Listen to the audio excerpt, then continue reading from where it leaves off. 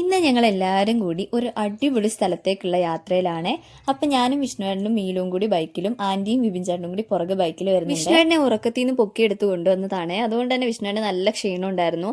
ഒരു ചായ കുടിച്ചിട്ടാകാം ഇനി മുന്നോട്ടുള്ള യാത്ര എന്ന് വിചാരിച്ചു.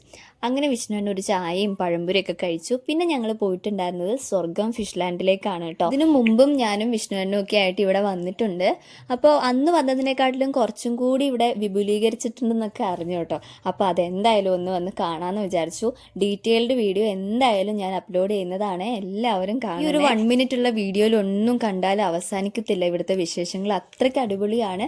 സ്വർഗം എന്ന് പറഞ്ഞാൽ അത് സ്വർഗം തന്നെയാണ്. ഇതിൻ്റെ ഉള്ളിലേക്ക് കയറി കഴിഞ്ഞാൽ എന്തായാലും നമുക്ക് പിന്നെ പുറത്തേക്ക് പോകാൻ തോന്നില്ല കേട്ടോ.